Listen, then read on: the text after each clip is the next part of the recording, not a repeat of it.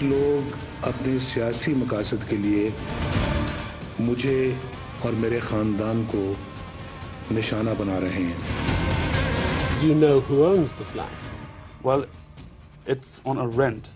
You're renting it personally, or the money comes from The Pakistan? money comes from Pakistan. اس بات کو تسلیم کرتا ہوں کہ الحمدللہ پاک لین کے اوپر جو اپارٹمنٹس ہیں وہ الحمدللہ ہمارے ہیں.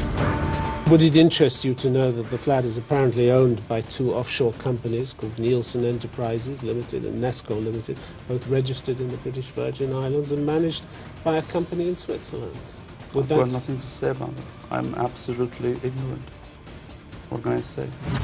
میں اس بات کو تسلیم کرتا ہوں کہ ان کو آف شور کمپنیز نیسکول لمیٹڈ اور نیلسن لمیٹڈ جو ہیں ان کو اون کرتی ہیں, اور میں آپ کو یہ بھی عرض کرتا ہوں کہ ان کا بینیفیشل اونر جو ہے وہ یہ خادم ہے. مجھے سمجھ نہیں آئی کہ میری اور میری والدہ کی اور بہن بھائیوں کی پراپرٹیز یہ کہاں سے نکال کے لے آئے ہیں. Lifestyle of my family is fairly simple, not very different than any other Pakistani. We do have a lot of that when wealth. they live in We such do. poverty that it can't be different from any other Pakistani. It's hugely different. Look at the wealth, look at the resources that your family possesses, and you say that it's not different from any other Pakistani. Central London میں properties تو دور کی بات ہے, میری پاکستان میں بھی کوئی پراپرٹی نہیں ہے. وہ ایک ٹرسٹ کے تحت ہیں اور ان کو ہولڈ کرنی ہے اس وقت مریم نواز شریف. میں نے یا میرے خاندان کے کسی فرد نے قومی امانت میں رتی بھر خیانت نہیں کی. میرا اپنے آپ سے یہ عہد ہے کہ اگر کمیشن کی تحقیقات کے نتیجے میں مجھ پر کوئی الزام ثابت ہوا تو میں ایک لمحے کی تاخیر کے بغیر گھر چلا جاؤں گا.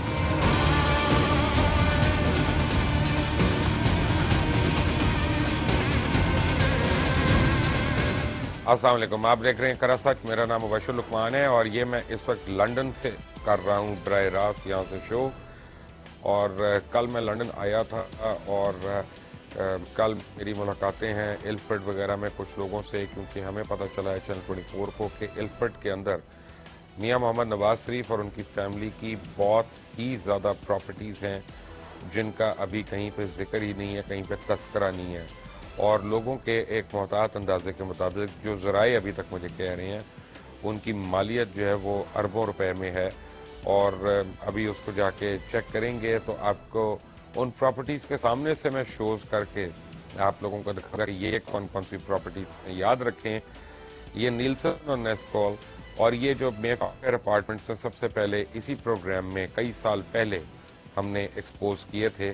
تو اس وقت بھی لوگوں نے بڑی باتیں کی تھیں کہ یار یہ کیا خبر دے رہے ہیں. آج ان نون لیگ کے رہنماؤں کو اور ان کے ہواریوں کو سکون اور ٹھنڈ پڑ گئی ہوگی. لیکن اب میں گزشتہ چند دنوں سے جو سپریم کورٹ کے اندر فالو کر رہا ہوں وہ تھوڑا سا اب دکھ اس بات پہ ہو رہا ہے, اور یہاں پہ میری جتنے پاکستانیوں سے بات ہوئی ہے سب یہ کہہ رہے ہیں کہ وزیر اعظم نواز شریف اور ان کے اہل خانہ کے جو وکلاء ہیں وہ معاملات کو لمبا کرنا چاہ رہے ہیں, اور وہ چاہ رہے ہیں کہ کسی طرح یہ مسئلہ ٹرائل میں چلا جائے اور اس کے بعد سال ڈیڑھ سال اسی طرح نکل جائے گا. لوور کورٹس کے اندر ٹرائل ہوتے ہوئے کبھی پیشی ہو رہی ہے کبھی نہیں ہو رہی ہے, تو پھر الیکشنز بھی ہو جائیں گے, حکومت بھی بن جائے گی, اس کے بعد دیکھی جائے گی کہ پھر جو بھی ہوتا ہے. یہ تو ایک وہ تاثر ہے جو ایک عام آدمی کو ہے. لیکن کل سے ابھی تک میں جتنے بھی پاکستانیوں کو یہاں پہ ملا ہوں, چاہے وہ کیبیز ہوں, چاہے وہ کام کرتے ہیں مزدور ہوں, کچھ 2 بینکرز کو میں صبح کو ملا, اور اب میں باہر اپنا بیٹھ کے ایک جگہ پہ کافی پی رہا تھا تو وہاں پہ وہ بینکرز جو ڈیوٹی پہ جا رہے تھے وہ رک کر مجھے ملے اور سب مجھے ملے. ایک بات پہ ہر پاکستانی متفق ہے کہ میاں نواز شریف نہیں بلکہ ان کا پورا ٹبر جو ہے وہ چور ہے. میں نے ہر ایک سے پوچھا آپ کس کے ووٹر ہیں, کہیں ایسا نہ ہو کہ یہ پیپلز پارٹی کے ہوں یا تحریک انصاف کے ہوں اور مختلف جماعتوں کے ووٹرز ہوں جو اپنی گرمی نکال رہے ہیں یہاں پہ. تو مجھے کئی نے یقین دلایا کہ وہ پی ایم ایل این کے اپنے ووٹرز تھے, لیکن اب نہیں. مجھے جوائن کر رہے ہیں جناب علی محمد, پاکستان تحریک انصاف کے سینئر رہنما ہیں. جناب شیلہ رضا کسی تعارف کی محتاج نہیں ہے, پاکستان پیپلز پارٹی پارلیمنٹیرینز کی रहनुमा हैं, और मुझे फ़ोन पे ज्वाइन करेंगे जनाब इरफान कादिर साहब। शैला, सबसे पहले thank you very much for joining us. आपको मैंने एक सवाल ही पूछना था कि दुबई की एक लॉ फर्म ने खलीफा बिन हवादन एडवोकेट्स ने तस्दीक कर दी है उन डॉक्यूमेंट्स की जो GIT ने सबमिट किए सुप्रीम कोर्ट को, जिसमें मियां नवाज शरीफ नौकरी भी कर रहे थे और तनख्वाह भी ले रहे थे। सवाल ये पैदा होता है कि कोर्ट तो जो करेगा करेगा, पार्लियामेंट का इस्तेकाक मजरू हुआ है, पार्लियामेंट के अंदर झूठ बोला है मियां नवाज शरीफ ने, पार्लियामेंट को गुमराह किया है, पार्लियामेंट से उन्होंने गलत बयानी की है। अवाम को भी छोड़ दें, अदालतों को भी छोड़ दें, लेकिन आप तो पार्लियामेंटेरियन हैं, तो पार्लियामेंटेरियन जो हैं वो आर्टिकल 62 और 63 का इतलाक किस बात पे करेंगे और कब करेंगे? इतने बड़े बड़े झूठ और इतने बड़ी बड़ी blatant violations of the constitution जो हो रही हैं। जी, अब ये बात तो साबित होती जा रही है कि न सिर्फ वजीर आजम बल्कि वजीर खजाना दोनों एज रिप्रेजेंटेटिव ऑफ पार्लियामेंट या सेनेटर ये तनख्वाहें ले रहे थे और पाकिस्तान में ये काम कर रहे थे कि यहाँ का पैसा वहाँ, वहाँ से फिर यहाँ।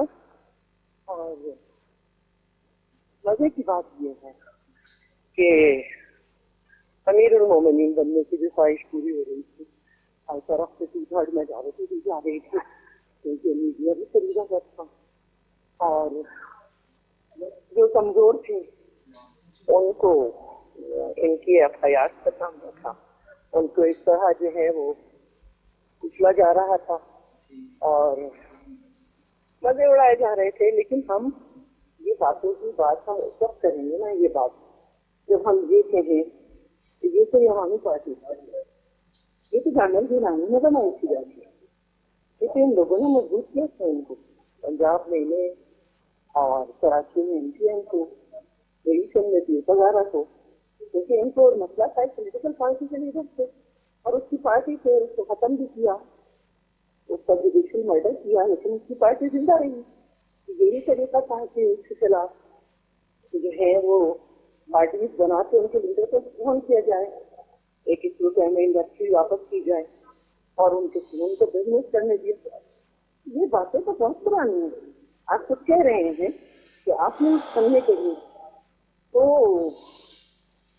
5% तो आपको अगर सुबह हो के BMW का टैक्स नहीं दिया जाए या एक ब्लैक फ्रेंच पकड़ा जाए जिससे दूसरे ममालिक जो है तो रिजेक्ट कर दें कि नहीं इस तरह नहीं बन सकता, यहाँ पे जरदारी पे मुकदमा, यहाँ पे मुकदमे बने रहे, यहाँ कोई जज ऑर्डर नहीं करता कि भाई इसको निकालोगे, उनसे इसकी जबान काटी जा रही है, उनको फोन करे जाए तो कहते हैं जी हाँ बिल्कुल जाते से ज्यादा सजाए देंगे। तो मैं तो नहीं समझ रही कि किसी को हैरानी होनी चाहिए।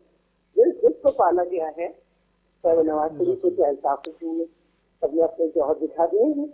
हाँ, हम मैदान में खड़े हैं, हमारी ऑफशोर कंपनियां नहीं है, हमारे अगर कभी इस मुल्क में राइट ऑफ भी हुआ लोन का तो पता चलेगा कि किसके साथ। तो मैं नहीं समझती किसी को हैरानी होनी चाहिए, खासतौर पर उन लोगों को जो बहुत बड़ी बड़ी जगहों के तौर जिन्हें मालूम था कि ये हो रहा है। हैरानी तो बेचारी गरीब आवाम को हो रही है।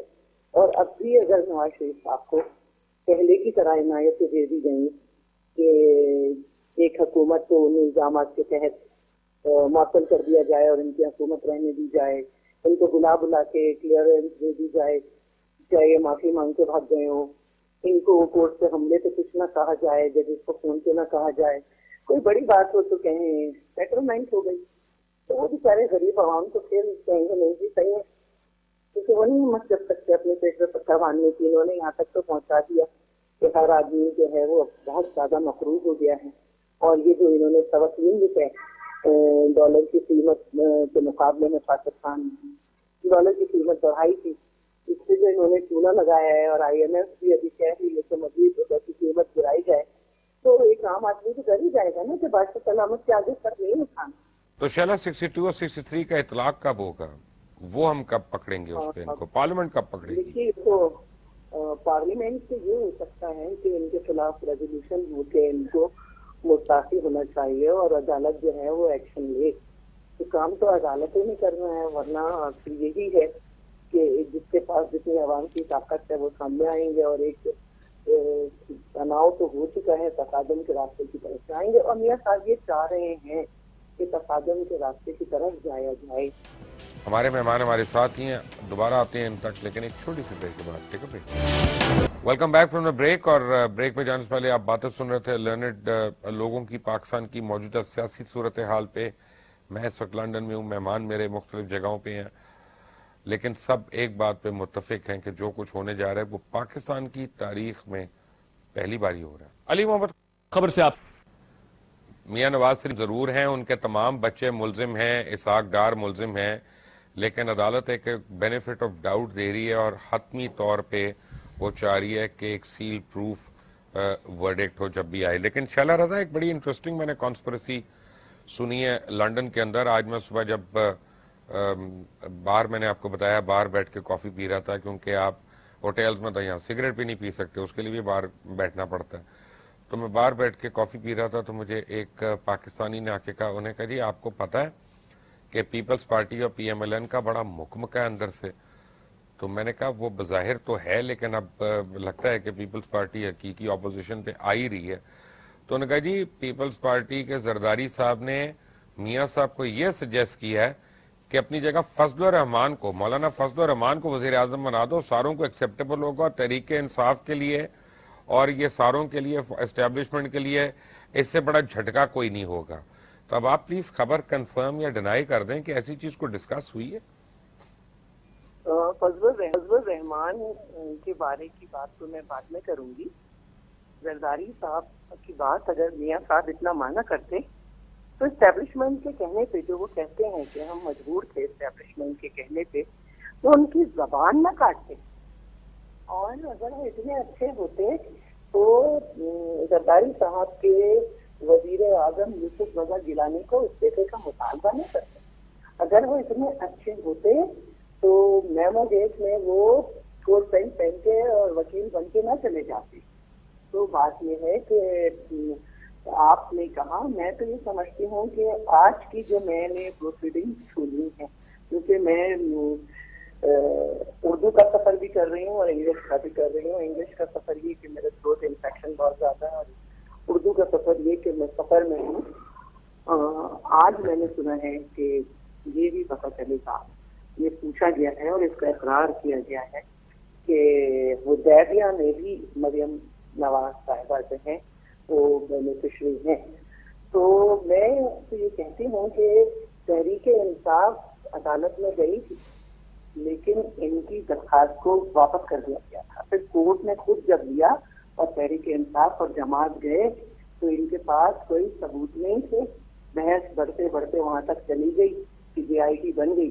لیکن الحمدللہ ہم حدیبیہ پیپرز ملک کے پیپر لے کر گئے ہیں تو وہ بہت کارآمد رہے. اور ٹھیک ہے کہ جے آئی ٹی کے پرسنل ریمارکس آئے، لیکن کوئی بات نہیں، ہمارے لیے تو پرسنل ریمارکس ہمیں عادت ہے. ہمیں تو اتنی عادت ہے کہ آج لوگ سپریم کورٹ کی نظر کرم سے بھیک کے منتظر ہیں. یہ کہہ رہے ہیں ہم نے جو ہے سپریم کورٹ آزاد کرائی اور ہمیں فیصلے منظور ہوں گے. لیکن اس طرح کے پروپیگنڈے کے عادی ہیں، کیونکہ ہم سپریم کورٹ سے جیلوں میں 11.5 سال رہ کر بھی جب بری ہو جاتے ہیں تو لوگ پھر بھی یہی کہتے رہتے ہیں کہ جی ہم برے ہیں. تو ہمیں کوئی مسئلہ نہیں ہے. میں ہر قسم کی فضول بات کو ڈینائی کروں. کا مطلب پاکستان پیپلز پارٹی مولانا فضل الرحمان کی نامزدگی بطور وزیر اعظم ابھی اس کو ایکسیپٹ نہیں کرے گی. کیوں کرے گی؟ آپ مجھے ایک بات بتائیں، یہ تو نواز شریف صاحب کا اپنا رائٹ ہوگا اور ان کی پارٹی کو متفق ہونا ہوگا کسی ایک نام پہ. اس سے ہماری ضرورت نہیں ہے. ان کے پاس 2/3 میجورٹی ہے. ہمارے مہمان ہمارے ساتھ ہی ہیں، دوبارہ آتے ہیں ان تک، لیکن ایک چھوٹی سی بریک کے بعد. ٹھیک ہے break. Welcome back from the break. اور مجھے جوائن کیا کامران مرتضیٰ نے، سینئر بیرسٹر ہیں، ایڈوکیٹ ہیں، سپریم کورٹ بار سے تعلق رہا ان کا، JUIF سے بھی ان کا تعلق ہے. اور آپ کا بہت بہت شکریہ ہمیں جوائن کرنے کے لیے. بٹ ویری کوئکلی کامران صاحب، میں لنڈن میں ہوں اور مجھے یہاں پہ لوگ یہ کہہ رہے ہیں، یہ لوگوں کے خدشات ہیں، میں وہ بتا رہا ہوں، میں کو اپنی رائے نہیں دے رہا. کہ جناب اب لگ یہ رہا ہے کہ کیس کو ایسا کھینچا جائے گا, لمبا کیا جائے گا, ٹرائل میں لے جائیں گے کہ یہ سارا معاملہ آگے 1.5-2 سال تک حل نہیں ہوتا. قانونی طور پہ کیا پاسبل ہے, یہ آپ ہمیں بتا سکتے ہیں؟ 3 اس میں مطلب آپشنز ہیں. 3 آپشنز میں ایک آپشن جو ہے پٹیشنز کی ڈسمسل کا ہے, ایک آپشن جو ہے پٹیشنز کی ایز اے ہول ایکسیپٹنس کا ہے, اور ایک یہ پارٹی ایکسیپٹنس کا ہے. تو اگر پارٹی ایکسیپٹ کرتے ہیں تو پھر تو 2 باتیں ہو سکتی ہیں اگین اس میں, کہ یا تو ڈسکوالیفیکیشن 62-63 میں, اور یا پھر کرمنلٹی, کرمنل سائڈ پہ کیس کو انویسٹیگیشن کے لیے بھجوا دیا جائے اور دین جو ہے ٹرائل کے لیے. تو ساری باتیں ممکن ہیں اس میں. کرمنل سائڈ پہ تو میرا خیال ہے کہ وہ انویسٹیگیشن کے لیے تو یہ لازمی جائے گا, کیونکہ اس کے بغیر کوئی چارہ نہیں ہوگا, کیونکہ اب تک جو پروموس ہے جو کچھ اسٹیبلش ہو چکا ہے, کرمنل سائڈ کو اوائڈ نہیں کر سکتے, انویسٹیگیشن نہیں چھوڑ سکتے, یا کرمنل ٹرائل اس کے بعد جو اس کا کانسیکوینس ہوگا وہ بھی شاید میرا خیال لگتا ہے ہو سکتا ہے. اب صرف بات یہ ہے کہ یہ 62-63 اس میں جو مطلب بعض سوالات جو پیدا ہوتے ہیں وہ یہ ہیں کہ آیا یہ جو کیونکہ اس سے پہلے جو ہے نا ڈائریکٹلی سپریم کورٹ نے کوئی معاملہ انٹرٹین نہیں کیا, یہ پوسٹ الیکشن جو ہے نا وہ کچھ معاملات تھے جس میں ڈسکوالیفیکیشن ہوئی ہے یا پری الیکشن, تو اس طرح کے معاملات میں تو یہ جو فرسٹ ٹائم جو ہے نا یہ انٹرٹین ہوئی ہے اس طرح کی پٹیشن 184(3) میں. تو اس لیے جو ہے نا اس بات پہ گیس کرنا جو ہے نا وہ کچھ ایسا مناسب نہیں لگتا, مناسب بھی نہیں لگتا, اور شاید کر بھی نہیں پائیں گے ہم. لیٹ سے ٹرائل آ گیا کامران صاحب, تو اس صورت میں کیونکہ کرمنل ٹرائل ہے تو کیا میاں نواز شریف کو اخلاقی تو بات ان پہ جواز بنتا ہی نہیں ہے, کوئی نہ کوئی اخلاقیات سے تو ان کا کوئی تعلق پتہ نہیں ہے کہ نہیں ہے, لیکن یا قانونی طور پہ ان کو سٹیپ ڈاؤن کرنا پڑے گا جب تک وہ ٹرائل ہو رہا ہے؟ نہیں, دیکھیے اس کے 3 پھر آگے یہاں پہ 3 پہلو بن جائیں گے, اخلاقی, سیاسی اور قانونی. اخلاقی اور سیاسی میں تو مطالبہ بھی ہو سکتا ہے اسٹیپ ڈاؤن کرنے کے لیے, اور کر بھی سکتے ہیں اور نہیں بھی کر سکتے ہیں.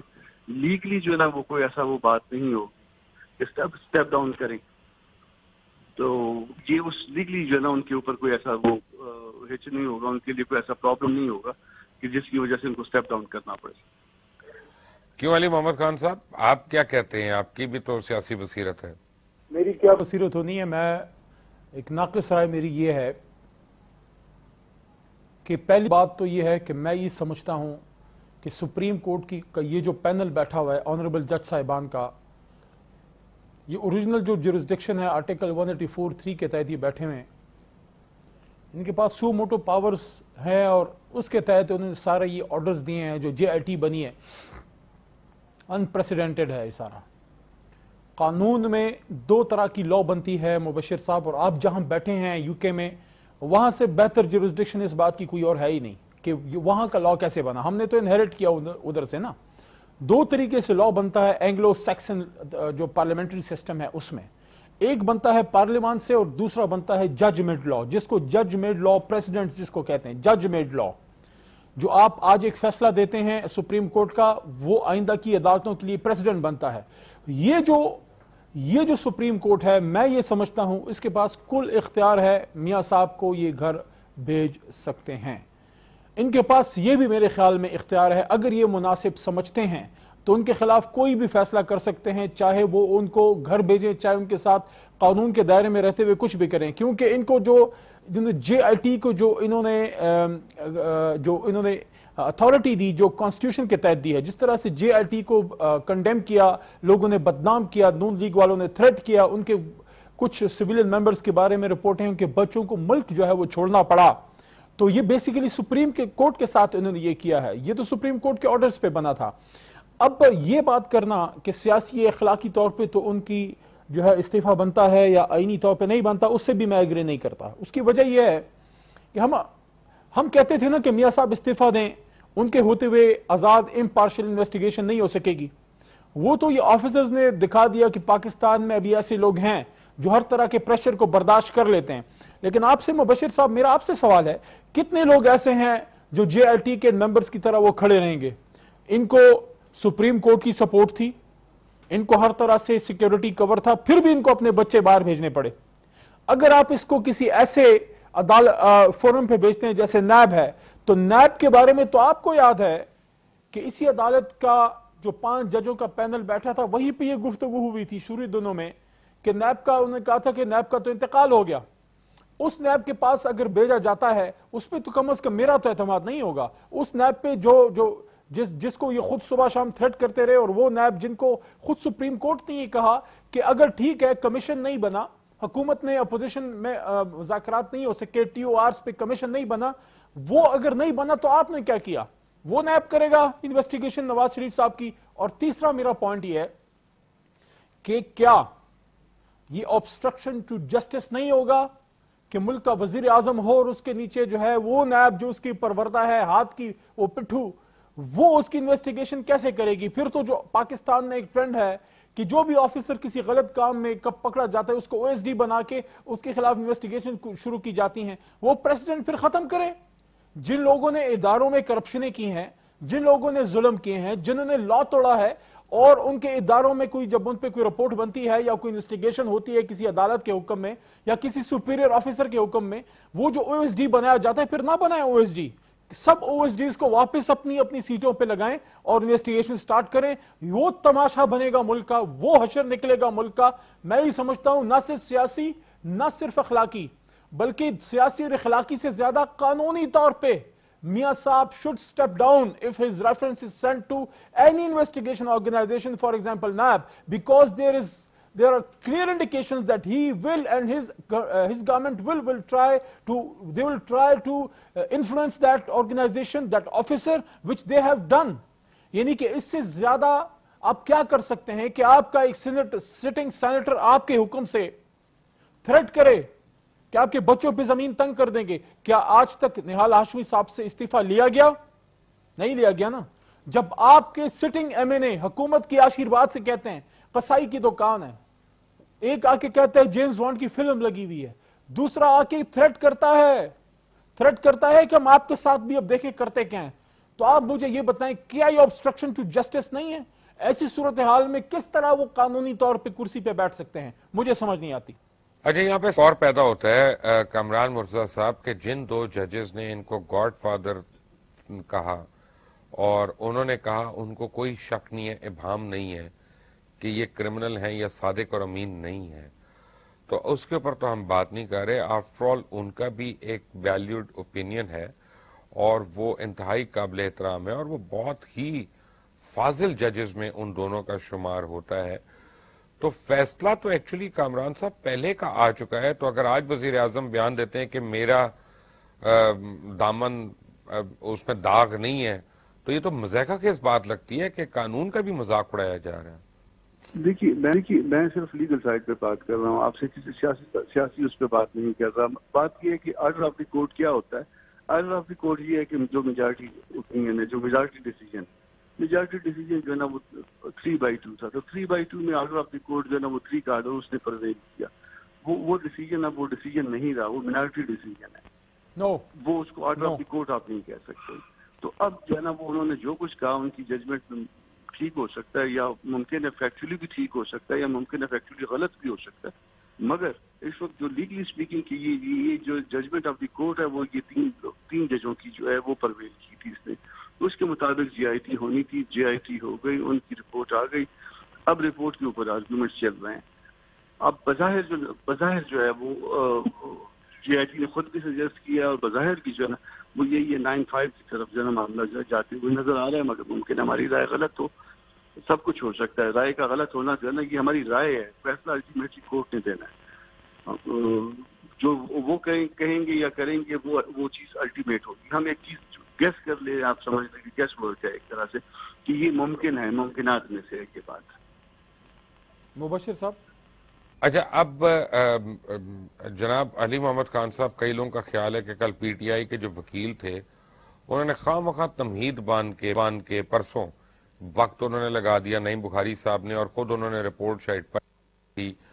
اگر وہ وہاں پہ کھڑے ہو کے صرف یہ کہہ دیتے کہ جناب ہمیں اس GIT کی رپورٹ پہ مکمل اعتماد ہے, تو کیا وہ بہتر طریقہ کار نہیں تھا کورٹ کو پروسیڈ کروانے کا؟ دیکھیں مبشر صاحب, میرے لیے شاید مناسب نہیں ہے کہ میں اپنے وکیل کے ان کی وے آف آرگیومنٹس یا پلیڈنگز پہ میں اس وقت بیٹھ کے, جب فیصلہ ابھی نہیں ہوا, جب مقدمہ چل رہا ہے, میں کامنٹ کروں. صرف اتنا کہوں گا کہ as a student of law میں یہ محسوس کرتا ہوں کہ سپریم کورٹ آف پاکستان نے اس کیس میں انپریسیڈنٹڈ صبر و تحمل کا اظہار کیا ہے. میری یہ فیلنگ ہے کہ وہ مجھے لگتا ہے وہ in the heart of their hearts پہنچ چکے ہیں نتیجے تک کہ اس کیس میں ہے کیا, لیکن ٹائم وہ اتنا دے رہے ہیں. کیوں؟ اس لیے کہ جس طریقے سے حکومتی لوگ جو ہے جس طرح سے انہوں نے جے آئی ٹی کو کوسچن مارک اس پہ کھڑے کیا اور اس کو ہر طرح سے جتنا اس پہ گند اچھالا جا سکتا تھا انہیں اچھالا, اور وہ سسٹمیٹکلی ایک سسٹمیٹک تھنکنگ کے تحت, کیونکہ ان کو پتا تھا کہ نکلنے کیا لگا ہے تو پہلے سے ہی ملائن کرنا چاہتے تھے. تو وہ شاید چاہتے یہ ہیں کہ کوئی ایسی ایک بھی موقع نہ ہو کہ کوئی یہ کہے کہ مجھے سنا نہیں گیا, میرے ڈاکومنٹس لیے نہیں گئے. ادروائز یہ اوور ایکسٹینڈڈ اپرچونٹی مل رہی ہے میاں صاحب اور ان کے وکلاء کو. میں ہی سمجھتا ہوں کہ بالکل جے آئی ٹی کی جو رپورٹ آئی ہے اس کے بعد جو یہ آرگومنٹس ہو رہے ہیں یہ صرف جو ہے دونوں طرف کے پارٹیز کی تسلی کے لیے ہو رہے ہیں, تاکہ کیونکہ ریزلٹ سارا جے آئی ٹی نے کچا چھٹا سامنے کھول کے رکھ دیا ہے. اس سے زیادہ ڈیٹیل ہو ہی نہیں سکتی انویسٹیگیشن. نہ میرا کوئی یہ خیال ہے کہ اس جے آئی ٹی کے بعد کوئی اور ادارہ اس میں اتنی ہمت ہوگی کہ وہ حکومت کی آن سلاٹ کے سامنے اس طرح کھڑا ہو سکے. میں سمجھتا ہوں جو ڈیسیجن ہے اس جے آئی ٹی کی رپورٹ کے بعد اسی بینچ سے ہمیں جو ہے توقعات ہے وہ انصاف پہ مبنی انشاءاللہ فیصلہ کریں گے. لیکن میں ایک چیز یہاں پہ ایڈ کرتا چلوں, اپنے انتہائی سینئر جو ہیں لرنڈ سینئر جو ہیں وکیل اور کامران صاحب سے تھوڑا سا میں ڈس ایگری کروں گا. میں یہ سمجھتا ہوں کہ جو پچھلا ججمنٹ آیا ہے وہ ججمنٹ مبشر صاحب جتنی میری تھوڑی بہت لا کی سمجھ ہے وہ بھی ہینگنگ ہے, وہ بھی کمپلیٹ ججمنٹ نہیں ہے. اس میں سے 100 میں سے آپ کا اس طرح سمجھ لیں کہ 25% یا 30% یا 35% ججمنٹ آیا ہے, باقی ریزرو ہے. کس طرح؟ وہ اس طرح سے کہ دو ججوں نے کھوسا صاحب نے گلزار صاحب نے اپنا مائنڈ شو کر دیا, انہوں نے اپنے پتے کھول دی, آپ کو بتا دیا کہ صادق نہیں ہے میاں صاحب, امین نہیں ہے, منی ٹریل نہیں دکھایا اور اثاثے چھپایا اور غلط بیانی کی. باقی جو 3 ججز ان میں سے کسی نے بھی ابھی تک فیصلہ نہیں دیا. نہ اعجاز الاحسن صاحب نے, نہ اعجاز افضل خان صاحب نے, نہ جو ہے شیخ عظمت سعید صاحب نے. کسی نے بھی نہیں کہا کہ میاں صاحب صادق ہیں, کسی نے بھی نہیں کہا کہ میاں صاحب امین ہیں, کسی نے بھی ابھی تک نہیں کہا کہ منی ٹریل, بلکہ وہ تو روز کہہ رہے ہیں کہ منی ٹریل کچھ تو دو ہمیں, کچھ تو دو. اور اس کے ساتھ ساتھ کسی نے بھی یہ نہیں کہا کہ انہوں نے غلط بیانی نہیں کی. ان کا فیصلہ ابھی ریزرو ہے. اس کا مطلب یہ ہے کہ وہ جو 2 جو ہیں ان کا فیصلہ آ چکا, 3 کا باقی ہے. ان میں سے 3 میں سے ایک نے بھی اگر یہ کہہ دیا تو وہ جا کے اس 2 کے ساتھ مل کے جو میجورٹی ججمنٹ بن جائے گی 3-2 کی یا 4-1 کی یا 5-0 کی. لیکن یہ کہنا کہ یہ جو میجورٹی ججمنٹ ہی نہیں ہے, وہ تو انہوں نے تو اس کو مزید تحقیق کے لیے جو ہے مناسب سمجھا اور جے آئی ٹی کے حوالے کیا. ان کی تو ابھی ججمنٹ آنی ہے. میں یہ سمجھتا ہوں ان تین میں سے اگر ایک جج نے بھی کہہ دیا کہ صادق نہیں ہے یا امین نہیں ہے یا منی ٹریل نہیں دیا تو یہ جا کے 3 ان 2 کے ساتھ ایڈ ہو جائے گا, اور اوریجنل 5 جج بیٹھے تھے اس کیس میں. تو میں یہ سمجھتا ہوں کہ میاں صاحب کے پاس جو ہیں وہ آنریبل ایگزٹ کا تو راستہ ہی نہیں رہا اس وقت. اس پہ بھی آئی ایم شور یہ تو بڑی آپ نے کہہ دیا. علی محمد خان آپ کا, شعلہ رضا آپ کا, اور جناب کامران مرتضی آپ کا بہت بہت شکریہ. ایک بات میں چلتے چلتے ضرور کہوں گا کہ میں لنڈن میں ہوں اور یہاں پہ کچھ پراپرٹیز کے اوپر انویسٹیگیٹ کر رہا ہوں.